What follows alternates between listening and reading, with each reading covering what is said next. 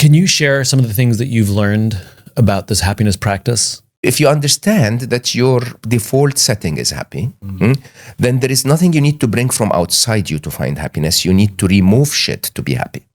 And that negation strategy is quite an interesting one. So that's good. This is so actionable. I love this, which is it's the reverse of what most people do, which is they make a list of the things that they think will bring them happiness. Yeah. But what you do remove the unhappiness. Is you make the list of the things that are causing you stress and you go about removing them. You remove the unhappiness. It's a removal process, not an adding process. And there is a reason for that. So good. Being happy is a choice, but that doesn't mean it's an easy choice.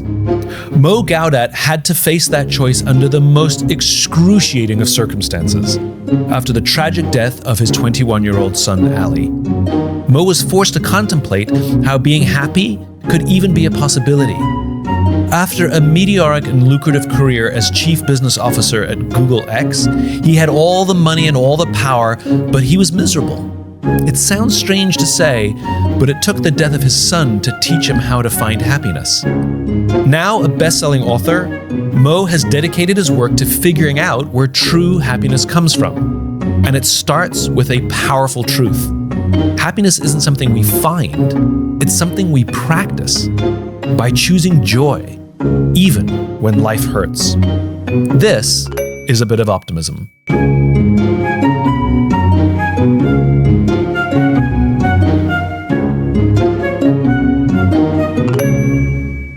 This episode is brought to you by True Classic. I wear their t-shirts and have long before they became a sponsor. And it's really cool to see how their company is growing. You are living proof at an extreme level that human beings can hold two opposite feelings at the same time. Oh, wow. Are we starting that deep? Yes, sorry. That's actually... Yeah, I shouldn't start that deep, should I? I went straight in. We don't have to start there. We can. No, we start anywhere. But I was. But when I was learning about you, yeah, we could talk about tech and how you and all this. Mm-hmm. But at the end of the day, I learned this during lockdown. Yeah. Because my business was thrown into chaos. I know. And secretly, I was loving it because I like chaos. Yeah. Because there's creativity in chaos, and I was having fun. Yeah. And I had tremendous guilt that I was having fun, and I didn't tell anybody I was having fun because I was also mourning the insanity and the loss and death and fear, and I struggled with those opposing feelings, guilt for having fun and yet having real sadness. And I learned during lockdown, during COVID era, I learned that human beings can hold two sometimes opposing feelings at the same time. It's the design of the universe, my friend. It is the uncertainty principle at its best. I think the idea of paradoxical existence is probably one of the least celebrated forms of intelligence, which I tend to believe is a bit more associated with the feminine. Those who associate with the feminine will be a little more comfortable with looking you in the eyes and say, I love you, but I fucking hate you at the same time. You know that feeling? And I've heard that said to me. and it's actually, it holds true. Huh? Yeah. And it goes deep into, situations where people would want to believe that one side is right and the other is wrong when everyone is wrong, or that one side is wrong and the other is right when everyone's right. And it is quite a frowned upon, let's say, a view in the business world because you need certainty and data to be able to make a decision and back it up and say, I made it because of this. Yeah. And but it is important because life is not that straightforward. Yeah. At the risk of going too deep too soon. No, go for it. Let's back up a second. And because you and I know what we're talking about, but people on the other end may not know what we're talking about. How you, at an extreme level, hold two feelings simultaneously. Unbelievable loss and unbelievable discovery. Yeah. Is that fair to put it that way? It would be, at the time, it would be quite challenging to call it a loss now, honestly. Yeah. So Ali, Habibi, I have Ali and Aya, my son and my daughter. Yeah. And Ali was that one of those people that, sort of overwhelmingly make you love them. Like it is, those people, it's like you're trying to find something that sort of like breaks it a little bit. Yeah. But he had, when he was in his early teens, Ali. So my peak was when the internet started. I coded at the time, 1996, a bit of a crawler, like the Google crawlers afterwards, where I would go across the internet, find news about stocks. And I would wake up every morning at 6 a.m. with buy and sell recommendations and print money on demand. So it was really, really successful. And I don't know if I call that success now, but let's call it rich. Yeah. And so the more you succeed and realize that this is not what you want, the more depressed you become. And so I was clinically depressed. Everything. I had a beautiful wife, 2 wonderful kids, massive home with the garden and swimming pool and, cars and everything you want. And of course, when you're depressed, you try and you're rich, you pour money on the problem, but, money doesn't solve the problem. So you become more desperate if you want. It's like, this is not solvable. And at the time, who helped me? Ali and I. So Ali was this wise little Zen monk. Yeah, it was really, really unbelievable. You would talk to him since maybe age 6 or 7. And he would literally sit there silently looking at you, very curious. And then asks you a couple of questions, almost like, to entertain you. It's like, I'm interested. And then most of his photographs with his friends, he would be standing in the middle, and like 6 girls from this side and 2 boys and 5 girls on the other side holding him, like literally reaching out.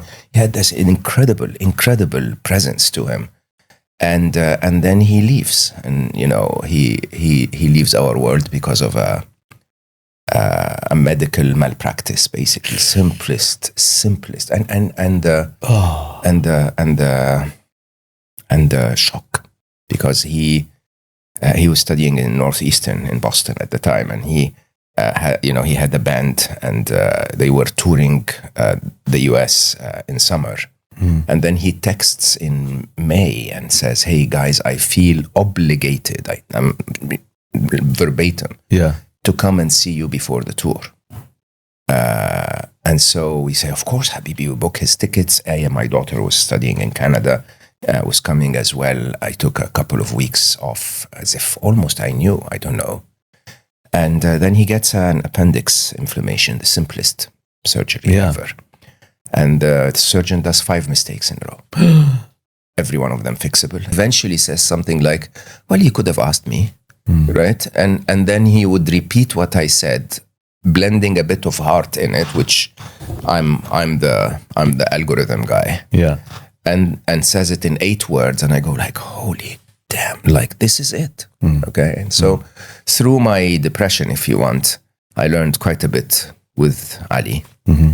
And so when he died, my way of meeting the target, if you want, was I'm going to take what we discussed and put it in a book.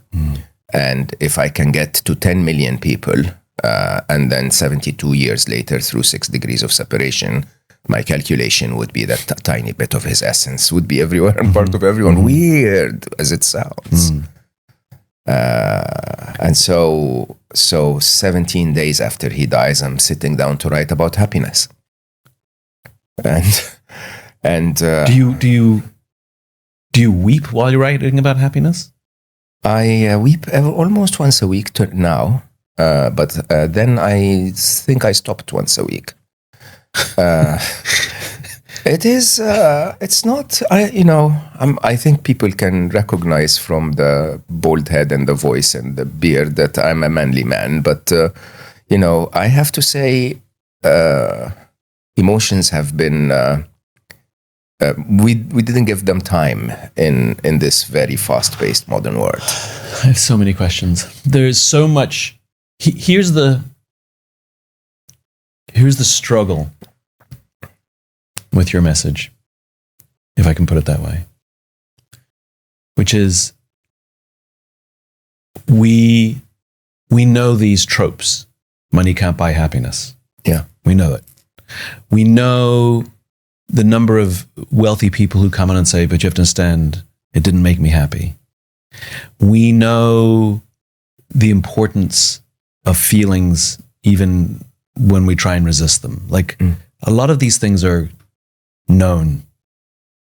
And yet, with all that knowledge, people still perceive that money will buy them happiness, and they still pursue riches versus fulfillment or joy. Yeah.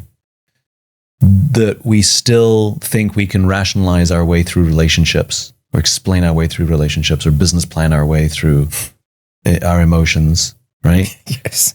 And, you know, and so I guess the question I'm getting at is, you know, how much are you and I preaching to the converted? How much are people listening to this, and it's only the ones who've made the conversion, made the discovery, or are predisposed to it? I mean, you talked about these. You said right at the beginning, you know, women are better at nuance. Women are better at holding paradox and two feelings simultaneously. It's more quote unquote traditionally masculine to want exactness and clarity in black and white. Yeah, separation. Separation. You know, do we find ourselves preaching to the converted? How do we find language that somebody who knows all of the tropes says, okay, you've made me curious at least? Well, I think the challenge is it's a lot more nuanced than the simple slogans. Nothing you and I can explain, or anyone for that matter, is it can be summed in one sentence. Sentences are made for Instagram, right? You know, while money most of the time doesn't buy you happiness, poverty buys you unhappiness. And you know, the research will tell you that if you're unable to make ends meet, basically, if your income is less than the average income of the place you live in, then it's hard to find happiness. Can I question that? I know. Does poverty buy unhappiness? Is that true, or is it that we know that up until a certain income, every one of them avoidable to start? And he fixes 3 of them wrong. And so it's malpractice on top of malpractice. I mean, it took me quite a bit of time not to rage, because also rage wouldn't have brought Ali back if you think about it. But anyway, 4 hours later, Ali's no longer with us, and you and I know that, you know, you sort of are paid your whole life to fix problems. And so you have that mentality that everything's fixable if you put enough bandwidth to it. Not death, no. And suddenly you're faced for the very first time with something that really stops you in your tracks.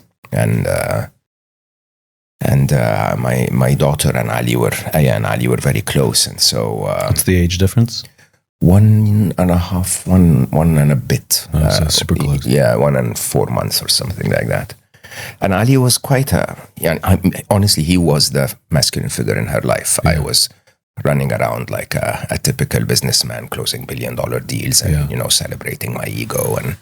And he would call her every single day, literally. So Boston and Montreal, not very far. Yeah. And he would go visit her really, he was the father figure, if you want. Yeah. 2 weeks before he dies, he tells her that he had a dream, that he was everywhere and part of everyone. Which if you understand spirituality, of course, I understand that now. But, you know, if you have a spiritual inclination, being outside space-time in your non-physical form lends you the ability to be everywhere and part of everyone. But that's not how I understood it then. I was then chief business officer of Google X. I had previously been the vice president of emerging markets at Google for 7 years. So I had basically opened most of Google's businesses worldwide. And so I knew how to make something everywhere and part of everyone, if you want. And so the message in my mind and my heart really was blurred. I heard her say everywhere and part of everyone, and I thought of it as a target. And so I basically, seriously, and it's so weird because all I could hear myself saying is, of course, Habibi, consider it done. If that's your wish. It's a business plan. It's a business plan. Yeah. And my devious plan, interestingly, I mean, if you know the story before, I was the typical success story. I was filthy rich by age 29. And I had this very unusual math skill, and I was a software developer. And like Malcolm Gladwell would say, in Outliers, right place at the right time. That when you gain money, it actually does buy happiness. So correct. Right. Yes. It's not the opposite. It's not that poverty makes... I was going to come to that. Yeah, right? Poverty doesn't necessarily make you unhappy. Because some of the poorest people in the world are the happiest. Travel to to Africa or to South America. Yeah. And man, it's like if we're fed today, we're going to dance and love our heads off. And their lives are difficult. Mm-hmm. We have to confuse... we cannot confuse struggle and happiness. But you see the nuance again. Is our life easy? Our lives are easy. Easy on some fronts, but the mental burden. We don't worry about food. Yeah, exactly. For the most part. Yeah, for the most part where we live. But then what do? We create, mental tigers in our heads, and we run them over and over until they make us miserable, right? We read too much news. We worry about the stock market. We do, what I'm trying to say is there is so many levels of. There is no answer that says money does not buy you happiness or buys you happiness. The answer is very straightforward. What is enough? Yeah. Okay. And I am today, and it's really this is where people struggle. I'm only giggling because literally last night I was having this conversation with a friend where the richer somebody is, the more they're concerned about their taxes. Correct. Right? So like the richest people I know will live in places they don't want to live. And when you ask them, why do you live there? They say taxes. Mm-hmm. I've never heard of anyone going bankrupt paying taxes. Yeah, exactly. Right? Yeah. You have to make money to pay taxes. And it's the ungodly rich where if you took away, by the way, and it's only on income, it's not on assets. Yeah. Right? So they only pay it once when they get that windfall and that's it, But I just find that funny. Because you hyper optimize, right? And interestingly, of course, I mean, again, for everyone listening, paying taxes is a problem of privilege. So let's not compare that to people who are hungry or in a war zone or whatever, right? But the reality is that for everyone, their problems are as far stretching as they barely can handle. So I'll give you my own example. Because of my Eastern upbringing and my traditional spirituality, if you want, and because of a very weird thing that I did early in my life around what I call the mathematics of the divine, I tend to strongly believe that this is not the end of life, right? That we live here. That death is the opposite of birth. It's not the opposite of life, right? Mm-hmm. Right or wrong? Let's say that again. That's quite profound. Death is the opposite of birth. It is not the opposite of life. Yeah, if life was a video game, you come